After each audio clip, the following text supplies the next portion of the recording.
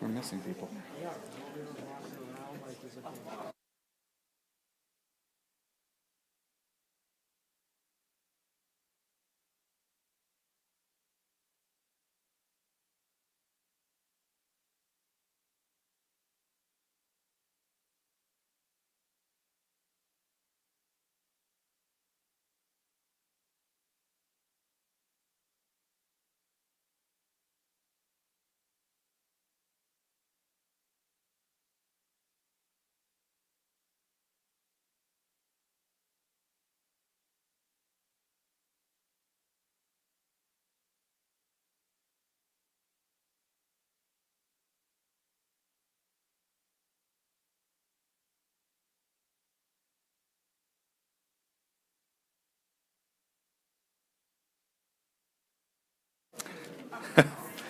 Good evening. I'd like to welcome everyone to our Tuesday, March 24th, 2026 Board of Education meeting. If I could have everyone rise for the Pledge of Allegiance, which will be led by Board Member Like, followed by a moment of silence for our folks who are fighting over in Iran right now. That'll be most appreciated. Thank you. I pledge allegiance to the flag of the United States of America, and to the republic for which it stands, one nation, under God, indivisible, with liberty and justice for all.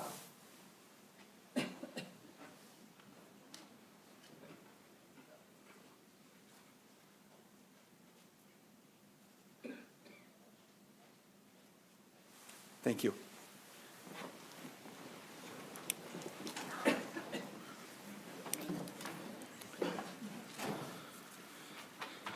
All right, I'm going into 1.04, approval of the agenda. Before we approve the agenda, I'd like to remove 11.1 or 01, the audit committee report. We want to put that on next month's agenda. Is there any questions, concerns on amending the agenda to remove that? No? Okay, can I get a motion then to bring the amended agenda? Mr. Butler, Mr. Buonaguario. Questions, comments, concerns on the agenda? No? All those in favor? All right, that passes 6-0. All right, student leader comments, Arcadia High School. Welcome. Come on up.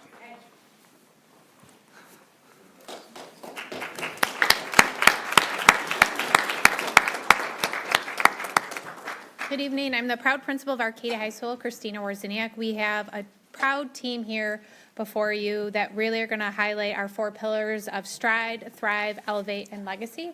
I'm going to turn it over to our community schools personnel to introduce herself before the kids get started. Hello. Oh, hello. Hello. It's okay to say hi. Hi, I'm Tiffany Searles. I'm the community school site coordinator, of course, at Arcadia High. One of my focus this year was creating a student-face team, AKA my Titan Links. And it's been so exciting because those students have the opportunities to be leaders in our building. They drive the engagement, the school culture, and attendance. And honestly, I feel like they are the heartbeat behind the energy that you'll see on the slides. Yeah, that's it. And of course, I'm lucky to have my phenomenal parent coordinator who supports the work. Hi. I am Elise Cardarelli. I am the parent coordinator at Arcadia High School, and my passion is to have student and family engagement at our school, and that's my role, and I love what I do. And I'm going to introduce you to Mr. Hilberger, who does Titan TV. Hello. I'm Mr. Hilberger. Nice to see you all again. Hello. I get to come back every year and see you guys. Favorite night of the year. I get to skip a meeting in Hilton tonight, so that makes it even better.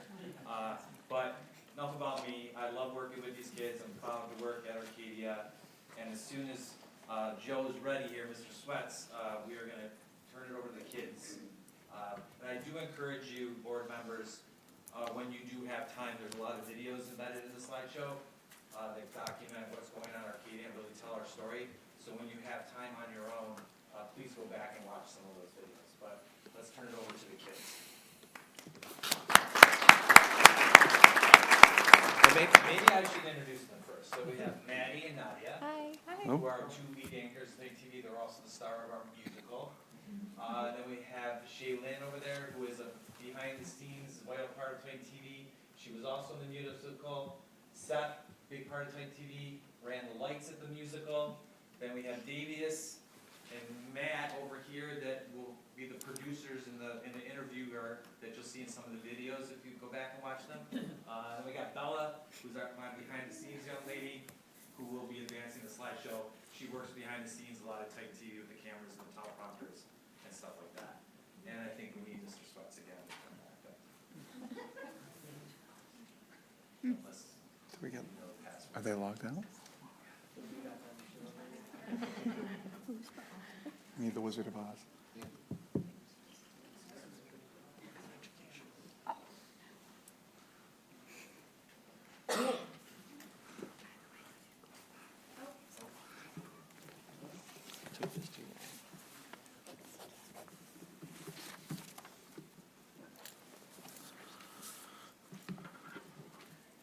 Good evening. At Grace Arcadia, our road to excellence is built on 4 pillars: stride, thrive, elevate, and legacy. As a community school, our building is a hub where every student is supported and every success is celebrated. But at Arcadia, the students are in the driver's seat. Groups like Titan Links, Student Government, and Titan TV aren't just clubs. They are the architects of our school spirit. Tonight, we are proud to show you how we lead, serve, and tell the story of Arcadia. Every journey needs a foundation, and ours is family engagement. We turned our building into a community hub, starting with the back-to-school bash that we saw an incredible 90% attendance rate from our families. This success is driven by our FACE team and our newest student-led group, Titan Links. While staff supports the implementation, Titan Links is the voice behind the work, designing, promoting, and leading incentives to ensure everything we do is student-centered. Titan Links give us a seat at the table to plan events that shape our culture. Following the bash, we hosted our first on-campus Titan tailgate and our Titans Giving. The response was overwhelming, and both are now official annual traditions. It proves that when students lead together, our community shows up. We believe engagement is the foundation of Titan pride. That's why we celebrate our community through Titan tickets, the currency of our culture. These provide tangible recognition for students who embody our core values: stride, thrive, elevate, and legacy. Teachers reward academic and behavioral excellence in real time, empowering students to purchase their own rewards. Whether shopping at the Titan store or joining events like the Arcadia Arcade or Staff versus Staff games. Sponsored by community schools and supported by Titan Links, these tickets turn daily positive choices into meaningful community experiences. Because Titan Links helps design these events, they reflect our true student voice, excuse me. This is where the heart of our community is on full display. Go Titans. If Titan tickets are our currency, the Titan store is our central hub. This is where students' dedication becomes tangible as they spend hard-earned Titan tickets on school gear and exclusive rewards. This is a true community effort led by Titan Links.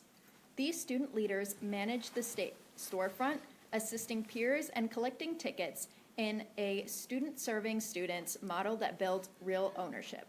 Supported by our community schools resource, the Titan Tickets is a high-energy hub that empowers every student to take their stride, begin to thrive, elevate their peers, and a legacy of excellence. Our monthly incentives are a heartbeat of the school year. Supported by community schools, these aren't just events. They are high-energy celebrations of our culture, from December's Cocoa Bar to February's Arcadia Arcade. Titan Links acts as the architects behind the scenes, curating the calendar to ensure every incentive is student-led. Whether it's a staff versus staff game or a sing for a slice, these moments are how we like to say thank you to our peers.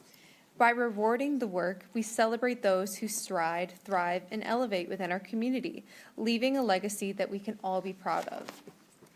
These images capture our Staff versus Staff series events our students look forward to all month long. By live streaming these competitions, Titan TV transforms a single game into a shared, building-wide celebration. We are especially honored to have Superintendent Smallene and Dr. Baker join us on the sidelines last year. Their presence showed our students that the entire district values our Titan spirit. It's about more than the scoreboard. It's about student-led interviews and a true school-wide connection. This digital broadcast ensures that every student, regardless of where they are in the building, can participate in our culture firsthand. And you don't have to wait long to see it in action. This Thursday during CAT, we are hosting our staff versus staff basketball game. Our media students will be putting their real-world skills to the test, handling everything from camera work to live streaming logistics, and to bring that game to your screens. By using technology to bridge the gap between the court and the classroom, we prove that at Arcadia, technology and tradition go hand in hand. We'll see you on the air this Thursday. Today we are defining what it means to be a Titan. We are proud to align with the Superintendent Smallene's vision through our Arcadia Proud framework. This initiative turns pride into a shared language of success, ensuring every member of our community sees themselves in our story.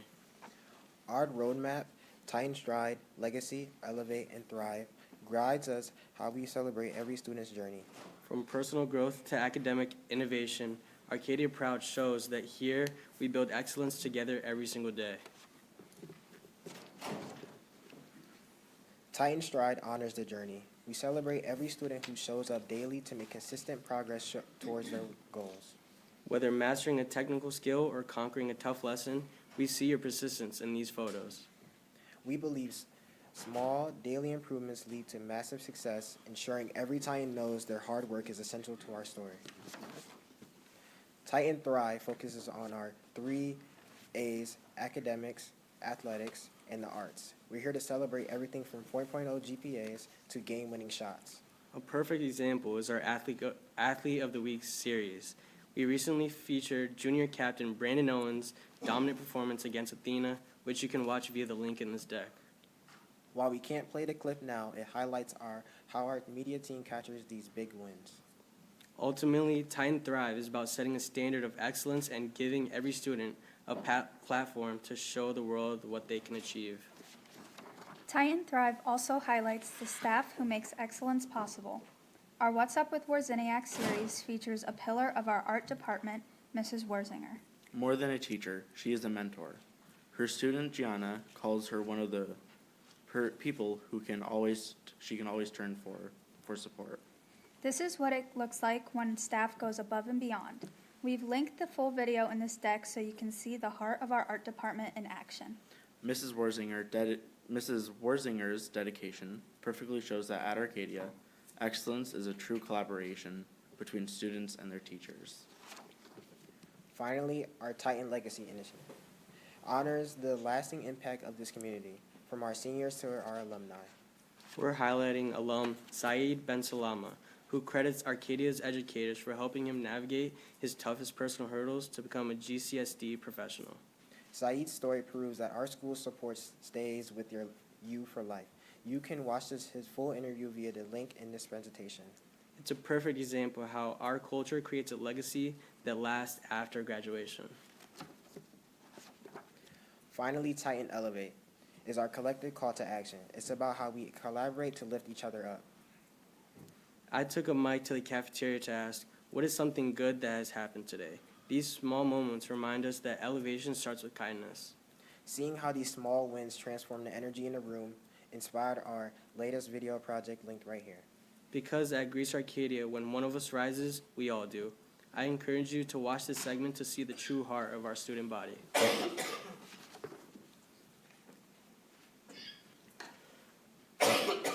Titan Thrive thrives in energy corner of our school. We embedded additional segments here celebrating the passion and grit of our students in the arts and athletics. From our performing artists to our athletes, these videos highlight the diverse talents of the students, finding their win every single day. Titan TV ensures that every achievement, whether on stage or on the field, is celebrated by our entire community. We invite you to watch these full features via the links in this deck to see the diversity that makes Arcadia thrive. Titan Thrive is also fueled by our staff. Our Titan TV crew launched the What's Up with Wozniak series to celebrate the teachers who pour their hearts into our success. We take cameras into our classrooms to surprise staff with public shout-outs, like honoring Mrs. Williams' energy to Mrs. Searle's constant support. These moments capture the heart of our building. They prove that when our staff feels empowered, the entire community rises. We invite you to watch these surprising moments via the links in this presentation. As we conclude, remember that the road to excellence at Greece Arcadia is driven by students. We are the creators, the storytellers, and the leaders of this culture. Through Stride and Thrive, we celebrate our daily persistence and our greatest achievements. Through Elevate, our media team captures the heartbeat of our halls, and through Legacy, alumni like Saeed show us that our Titan grit carries us for a lifetime. We aren't just a school, we are a student-led movement. We are the next generation of Titan leaders. Thank you for your time, your vision, and your support for our Titan community.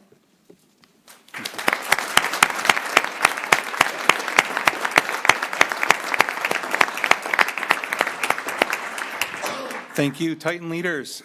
Could we have you come up here with the administrators and whatnot that you have and have a picture with the board?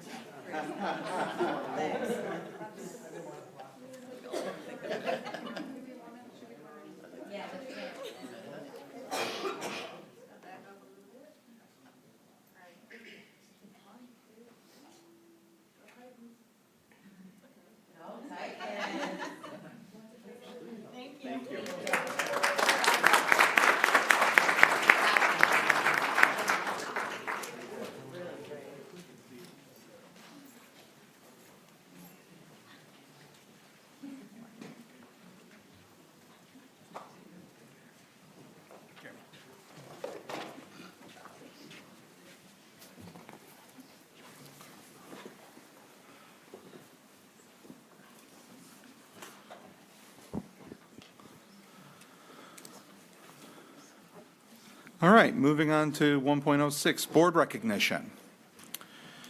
Tonight, the Board of Education is proud to recognize a group of students who demonstrated extraordinary leadership, composure, and courage during a real-life emergency situation. On February 9th, students from Odyssey Academy were participating in their weekly ski trip when Milo, a 9th grade student, was injured in a fall. Milo was briefly unconscious and had temporarily lost feeling in his lower extremities. In that critical time, Odyssey students Trevor Day, Angela Huang, and Joe Prisk, who are enrolled in the district's Responding to Emergencies Career Pathway Program, and fellow Odyssey students Liam Bedard, Caden Griffin, Caden Aliyah, Allison Viola, Violet Otto, and Kimberly Van immediately stepped into action. They quickly assessed the situation and worked together with remarkable focus and maturity. They protected their injured classmate by positioning them towards themselves uphill to warn approaching skiers to go around, preventing further harm. They ensured Milo's cervical spine remained immobilized, helped keep those nearby calm until professional help arrived, and assisted at the bottom of the hill by gathering gear, assembling their classmates, and getting them to the buses. The care for Milo did not end at the ski slopes. Ski club chaperone Marisa Ranatelli was a consistent stabilizing presence throughout. Marisa remained at Milo's side immediately following the accident. providing comfort while simultaneously serving as the primary link of communication with district administration. After ensuring all students returned safely to Odyssey, Marisa drove to the hospital to personally check in with Milo and his family. Because of their preparation, teamwork, and deep personal care, a dangerous situation was stabilized. We are happy to report that Milo is now recovering well. On behalf of the Greece Central School District, we extend our sincere gratitude to these students and Ms. Ranatelli. We would also like to thank RTE teacher Chris Morose and our partner fire departments. It is your collaboration and hands-on training that help make this response possible. These individuals have proven they possess more than just skills, that they have the character to serve when it matters most. Would you please join me in a round of applause?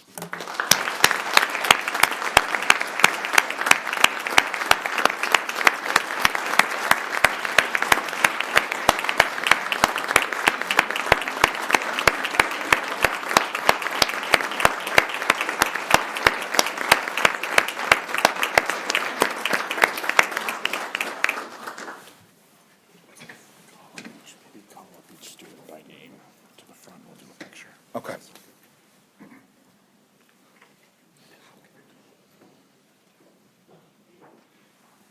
So we're going to call each student up to the front to present them with a certificate or award for this amazing accomplishment.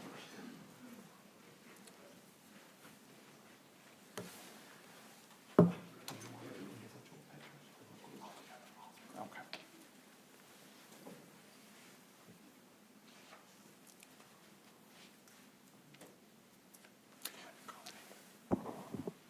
I don't have them. Yeah. Well, actually, I'll just come up then.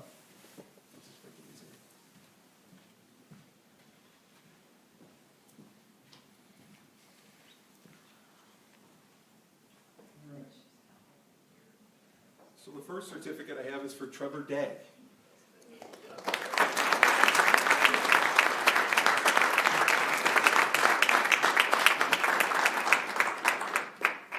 Thank you so much.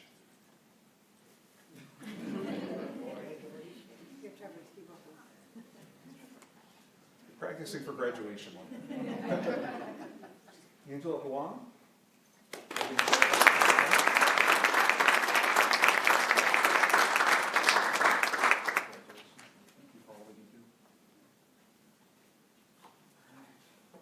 Joseph Frisk.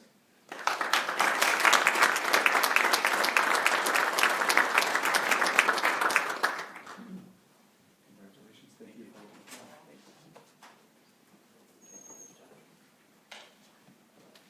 Kaden Aaliyah.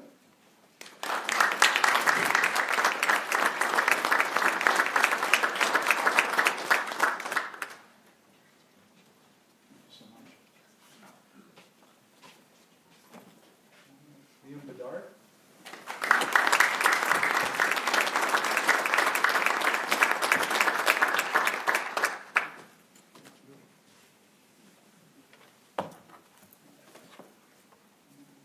Kaden Griffin.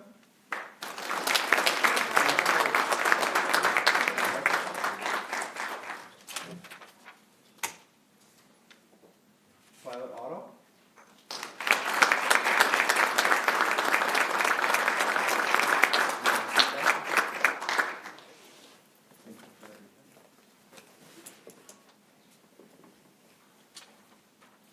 Kimberly Van.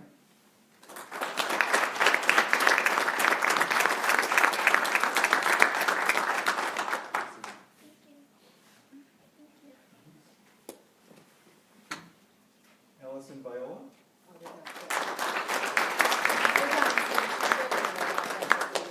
And last but not least, Marisa Ranaletti.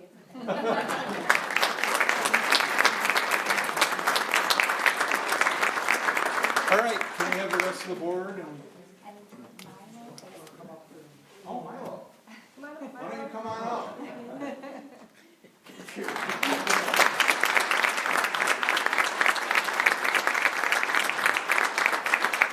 if the rest of the board wants to come up, we're going to do that.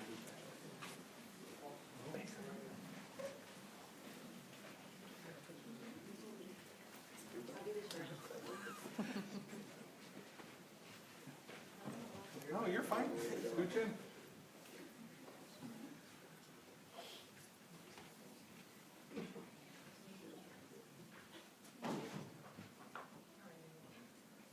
Now we have to say go lower.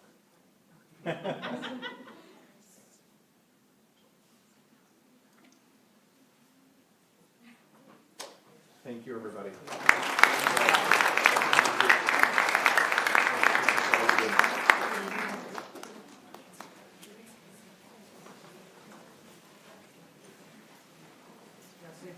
Our Odyssey and Arcadia folks, if you want to sneak out, feel free, now's the chance to do it.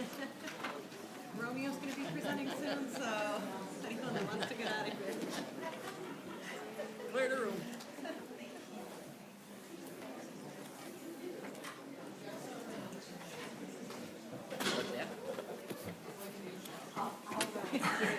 Breaking news.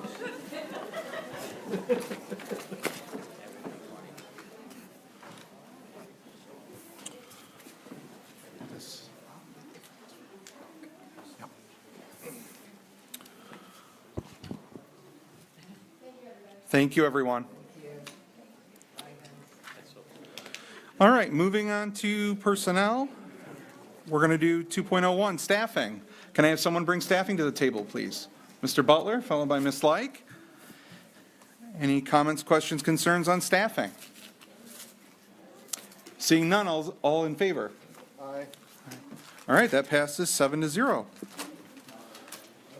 Assistant Superintendent Larson.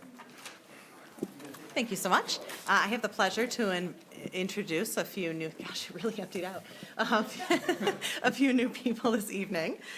First, I'd like to start off with new Assistant School Business Manager, Jane St. Amour.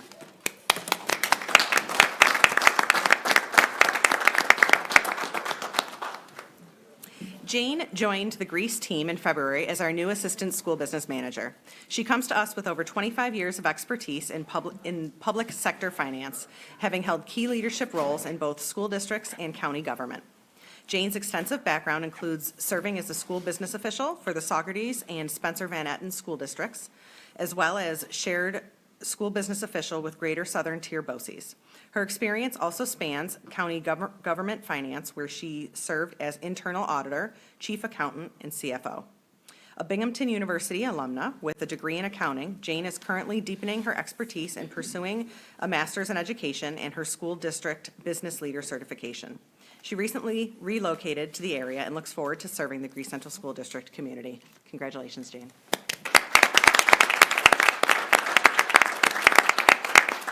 All right, can I have Superintendent Smalling, Deputy Fleming, and Assistant Superintendent Kalili please come up and do a photo?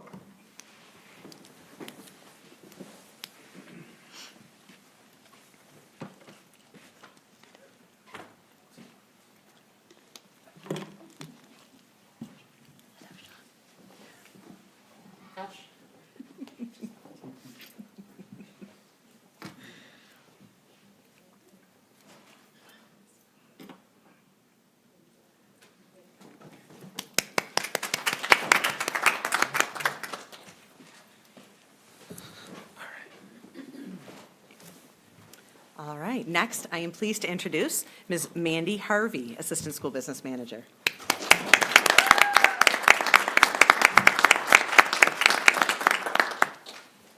Mandy brings more than two decades of experience in education, including the past 5 years at Rochester City School District. Her career spans classroom instruction and high-level school business operations.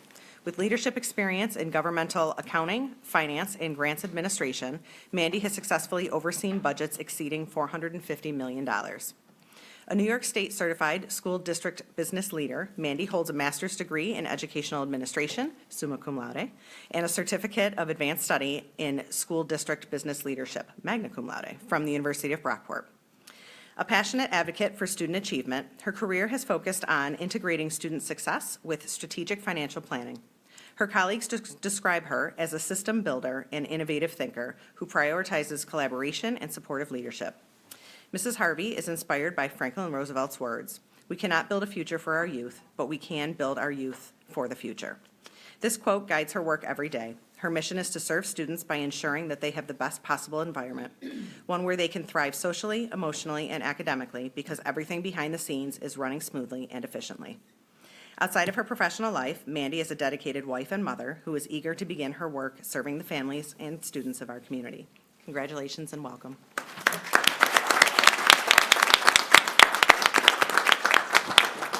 Mandy, could we have your family come up and do a photo, and then afterward, we'll do another photo with Superintendent Smalley, the deputy, and Romeo.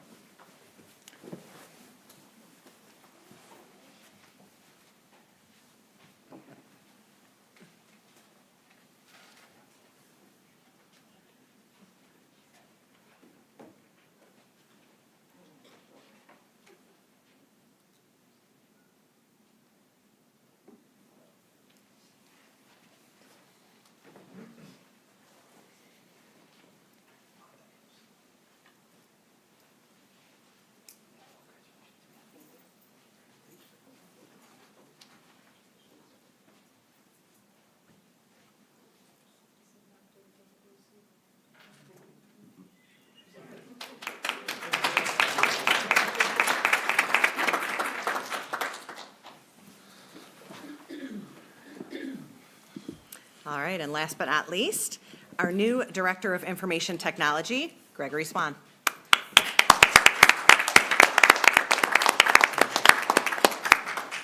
We are thrilled to announce the promotion of Greg Swan to the role of Director of Information Technology.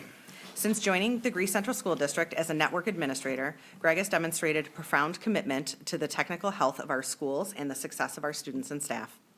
Greg brings 15 years of specialized experience in educational technology to this leadership position. Before joining Greece Central, he served as the lead senior network technician for the Rush Henrietta School District from 2010 to 2025. A graduate of SUNY Brockport, Greg holds a Bachelor's of Science in Computer Information Systems. His deep technical background is matched by his passion for the human element of IT.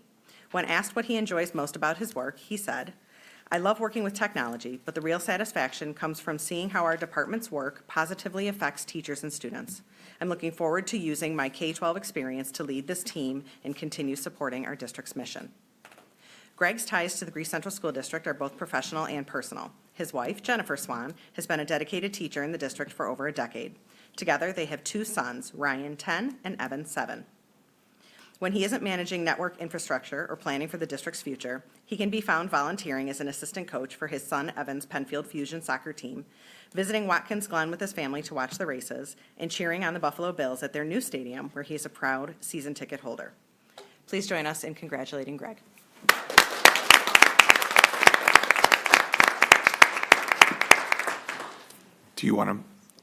Greg, do you want to bring up your son and have a photo? And then Dr. Zaffitz, Superintendent Smalley, and Deputy Fleming?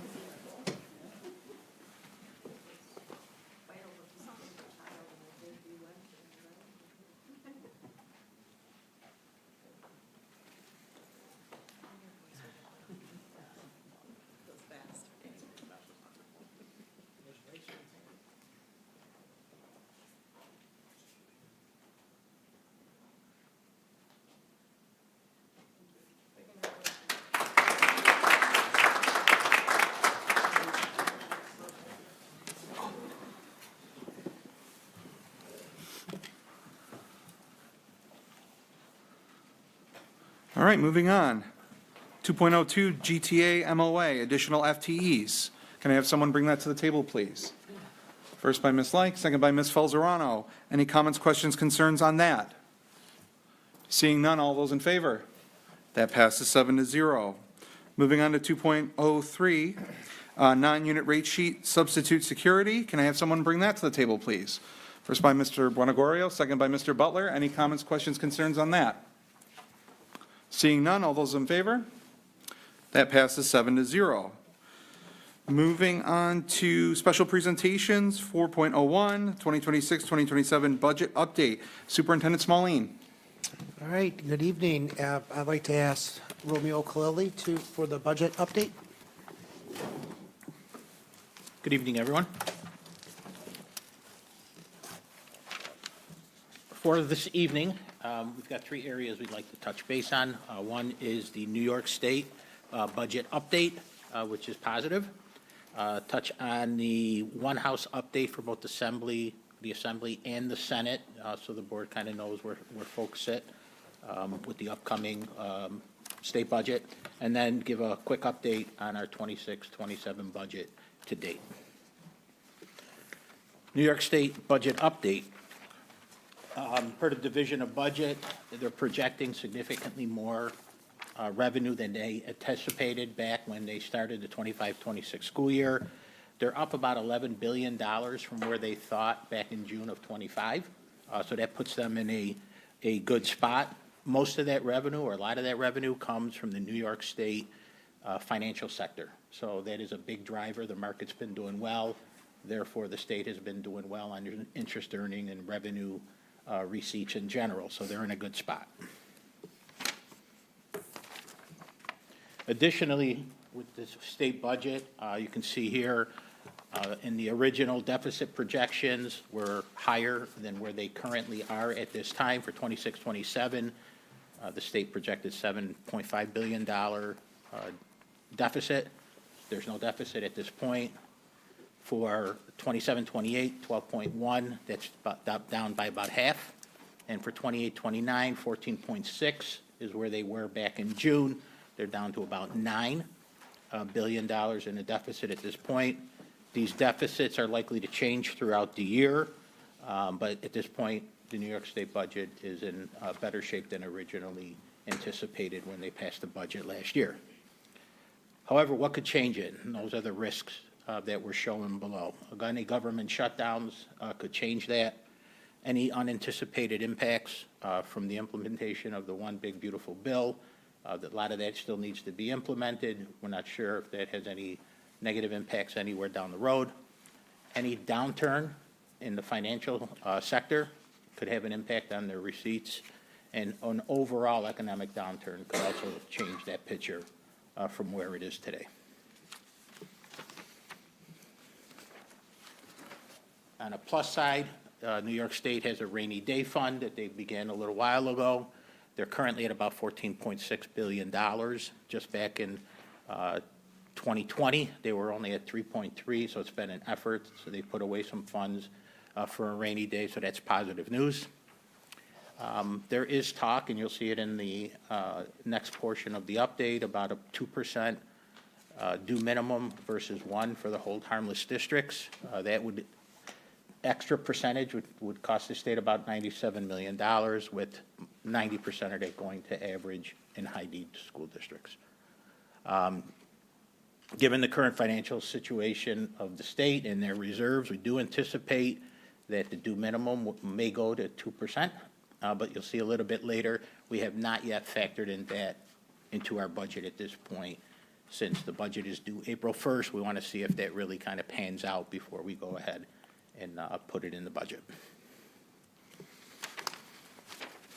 Shifting gears to the Senate and the Assembly. Each of these slides is set up the same way.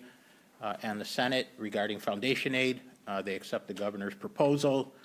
They are in agreement with increasing the due minimum to 2%. And they'd also like to have add some new weightings in the foundation aid formula for homeless foster care and ELL students. For the Assembly, basically the same as the Senate, but they additionally propose to eliminate the cap on the pupil needs index. Currently, there's a cap there of 2.0, which means if a district is at the cap on the pupil needs index, they basically get double the per pupil that they would have had. There are districts that have a pupil needs index that is above 2, but the state arbitrarily caps it at 2.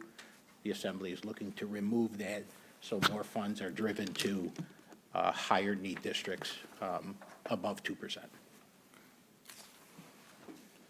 Universal pre-K.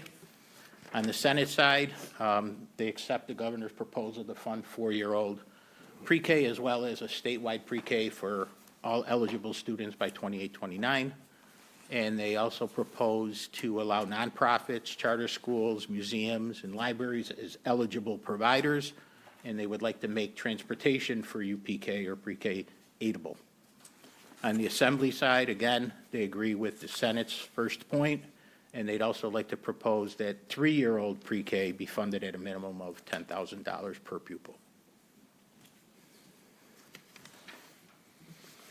Zero-emission bus transition. Senate proposes earmarking $100 million to support infrastructure and other needs in order to implement the transition. Similarly, the Assembly proposes to earmark up to $100 million for the same purpose. Oops.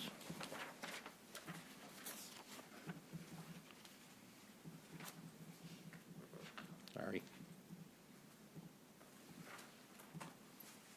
Okay. Prior year claims, we spoke about this last time. There is a queue out there owed to districts for about $326 million. The Senate proposes what they have in the past, appropriating $18 million to pay off a portion of the amount that is owed to districts. The Assembly is proposing to pay down the full amount at $326 million and get rid of the due list. Library materials aid. The Senate is proposing to increase it from $625 per pupil to $1133 per pupil. That $625 per pupil has been around since 2007-08 school year. So it's been around, and it hasn't changed since that first implementation of the foundation aid formula back so many years ago. So increasing that would help districts provide more materials for students. The Assembly has no proposal on that. Community schools, Senate proposes an additional $105 million in categorical aid for community school programs and strategies. And similarly, the Assembly proposes $100 million in community schools and to create new strategies and new schools as well. Building aid. Senate proposes to increase the cost limit for capital outlay projects. Currently, it's at $100,000 for one project that you can do a year. Senate proposes increasing that to $250,000 to do multiple projects with those funds as well. And for the Assembly, there's no proposal for that. Those are the updates. Now I'll discuss a little bit the changes to the budget to date. Last time we were here, we shared this slide here. Last year's budget is on top at $318.5 million. On February 3rd, we did the initial budget. We had a rollover or initial gap of almost $12 million. On March 10th, we presented to the board the changes made since February 3rd, and we were down to about $8.76 million.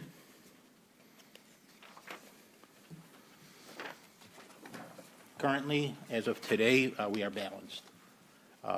And some of the changes you'll see on the revenue side and on the expenditure side. And just to touch a little bit on those items, on the expense side, the first item, salaries and benefits. These were further adjustments to salary and benefits category due to the completion of staffing to actual process that was being completed by the Human Resources Department. Each school was reviewed in detail, and this represents the funding to meet enrollment and student needs at each building, including students with disabilities. The next item was a retiree breakage adjustment, a small amount. The next item was an adjustment to the retirement and payroll taxes category for us based on projected staffing and salaries. We decreased our contingency in that category to reduce the use of reserve funds for the upcoming year, while still providing some contingency within the line to help absorb any fluctuations that we might have there. And then the other big item is the vacancy list adjustment. In the past, we have carried several unfilled vacancies on our vacancy list for multiple years. This adjustment removes some of the vacancy funding until such time that we can actually fill those positions. So for instance, we may have a position where we have 20 vacancies. We've been carrying 20 vacancies with a dollar amount attached to those. It may have been out there for the last year or two. We know we can't fill them all in 1 year, so we may have taken 10 of those and said, we'll leave 10 to see if they can be filled. And should we fill out the 10 in 1 year, we'll add back the other 10 that are needed in a subsequent year. But to carry all those vacancies that have multiple years behind them was an adjustment we felt that we could make in the budget and still be okay and deal with it a little bit down the road. And then there was about $276,000 worth of miscellaneous adjustments, with our budget being, I'm sorry, I can go to the revenue side. On the revenue side, the balance, we've talked about using reserve funds. So this is a transfer from retirement reserve for about $8.1 million to balance things off. Should the legislative budget come in time prior to the board adoption of the budget on April 21st, we'll make another adjustment to that. If we do get the 2% instead of the 1, it will be an additional $1,191,000 to the district in foundation aid. We will then subtract that $1,191,000 from the 8,075, and we will make an adjustment to increase our state aid by the $1.1 million and reduce our reserve usage by $1.1 million. Still keeping us in balance, but the reserve use then will be about $7 million instead of 8. Okay? With that, the budget-to-budget increase is almost $17 million, or about 5.31% increase over the current year. So on a summary basis, our operating budget at this point is $335.4 million. It's a budget increase almost $17 million, 5.31%. Our tax levy is set at $130,990,326. Excuse me, that is the maximum allowable levy, where we need 50% plus 1 vote. That represents a levy increase of $2.9 million, or about 2.27%. And then lastly, just next steps, as we've discussed in prior presentations, we're looking for the state budget. Revenues could change, and we'll update the board on those as needed. The Cabinet, Human Resources, and Finance will continue looking through the budget over the next 18 to 24 months. But anything that changes on the revenue or expenditure side between now and board adoption, we will bring back to the board with an update, hopefully before Mr. Smalling does his superintendent budget recommendation to the board. Questions? Ms. Farmer?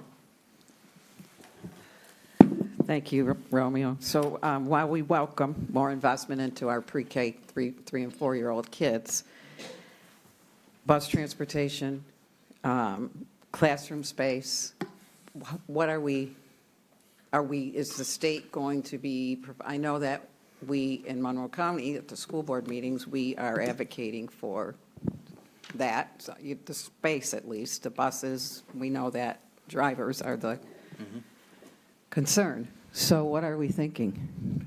At this point, space is an issue, even at the ELC. So the mandate kicks in 28-29 that any 4-year-old that wishes to have a slot in pre-K, we need to accommodate. That is going to be a challenge for us. We need to continue to be talking about that. I believe the Senate is looking to add pre-K transportation as an aidable item. Again, that comes with kind of a double-edged sword. It's great in order to have the transportation for pre-K, but again, we are short drivers. As we think about it a little bit more, all those buses will have to be retrofitted with car seats. They'll have to have seat belts. Loading and unloading 3 and 4-year-olds will take time. There's a lot of challenges. Although it's a good positive move forward, it will present challenges in terms of space, staffing, busing, and funding. And at this point, we don't know anything from the state regarding those challenges. Other than the governor's initiative to have all 4-year-olds in pre-K that wish to have pre-K by 28, 29. There has been no other real mention other than what I shared this evening. Thank you. Mr. Butler? Thank you for the presentation, Romeo. Just one question on the prior year aid claims, some encouraging news there. If that funding were to be approved and come through, does that come through just as like an additional bump to the foundation aid line, or is that money restricted in some way in terms of what we can do with it? It's not restricted, but it comes through as a prior year revenue. It would not be part of the foundation aid formula. It would come through as a separate revenue payment. Okay, but there We wouldn't be don't, any, but we no don't, we have not restrictions. budgeted for it, so Right. if it does come in, I think we're owed about 700,000.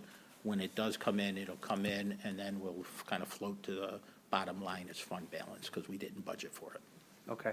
And the other question on that is the community schools aid, would we likely, if those proposals go through, do we expect that we'd get more funding for our community schools programs?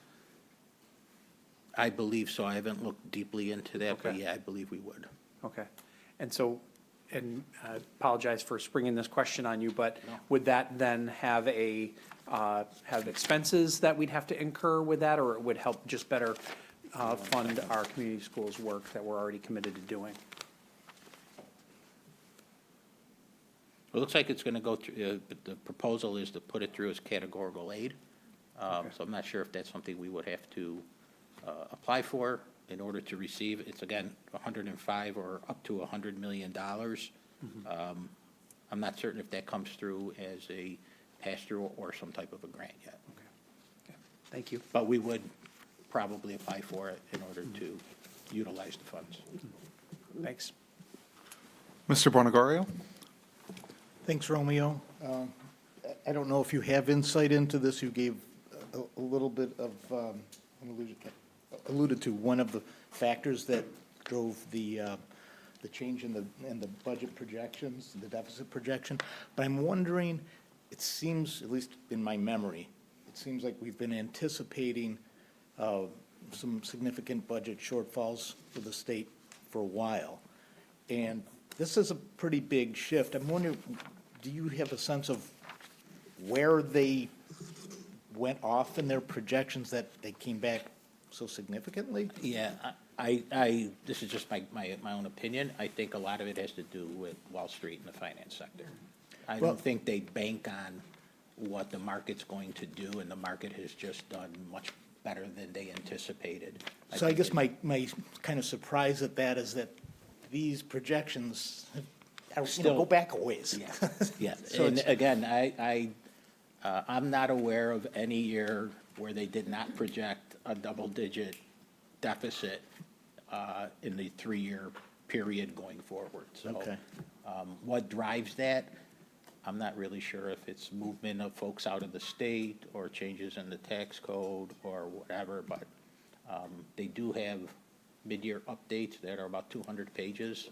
I read the executive summary and I kind of end it there. So I'm not really sure, other than the finance sector, what drives a lot of this increase or deficit going back several years. I'm sorry. All right, thank you. I do have another one.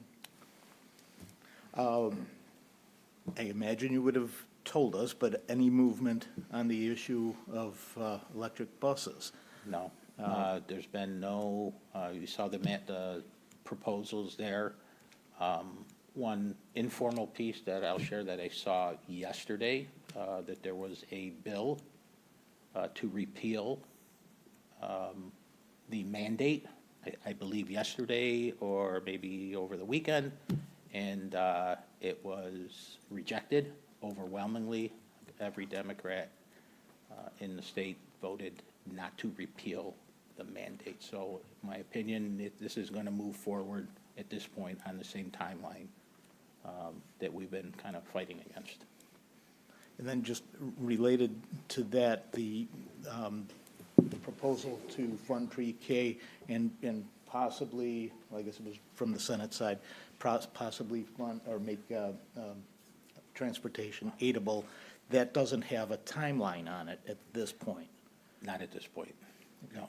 Not that I've seen. Yeah. All right, thank you. You're welcome. Any other, Ms. Farmer?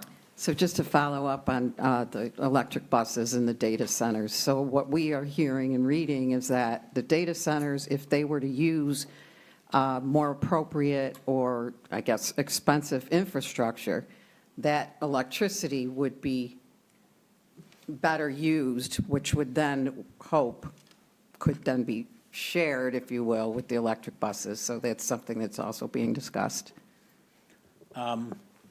Again, my informal understanding of it, in data centers, you're referring to artificial intelligence data centers. They are chewing up a ton of electricity, right? Enough to cause a problem for everybody else. My understanding is there is an initiative for those AI companies because right now, to pay for their own electric. So they will fund their own usage and more of what they're using. I'm not entirely sure that frees up any additional usage for somebody else to have. They're still going to use it. They're just going to have to throw more money at it than they currently are. But I think the grid is going to still be locked into a certain capacity. Any other questions? All right, thank you. Thank you. Moving on to business action, 5.01, annual legal notice. Can someone bring that to the table, please? First by Ms. Lyke, second by Mr. Butler. Comments, questions, concerns on this? Hearing none, all those in favor? That passes 7-0. All right, moving on to 6.01, anticipated bids, that's written information only. Moving on to the consent agenda. Can I get someone to bring the consent agenda to the table, please? First by Mr. Butler, second by Ms. Falzarano. Any questions, concerns, comments on the consent agenda? No? All those in favor? That passes 7-0. All right, moving on to Section 11, Board of Education Information, Board Committee Reports. We moved the Audit Committee report to the next meeting, so we're on 11.02, Bilingual Program Advisory Council Report. Ms. Falzarano, you're up. Okay. On March 11th, the Dual Language Advisory Council meeting met virtually. The meeting was led by our Multilingual Education Director, Shauna Sweet. The report was that the Spanish dual language program students in grades K and 1 are making academic gains. Teachers are reporting a cohesiveness in their lesson planning as they progress through the school year. There are plans for a book read of the text Dos 2, written by local author Henry Padron. Some of you may know him from the bilingual programs in Rochester City School District. He has written this lovely, lovely book, and that the preliminary plans are to invite our dual language families to such an event where we have the author attend with the book read. The ALAS Latino Family Literacy Program, that is our own district family lit program, continues to meet regularly once a month with plans to also extend opportunities for parents whose first language is English to join. So there's a desire on the part of the whole program for parents to come together in that setting of a family literacy. The council has also begun to look ahead for school-wide activities at English Village to honor Hispanic Heritage Month next fall.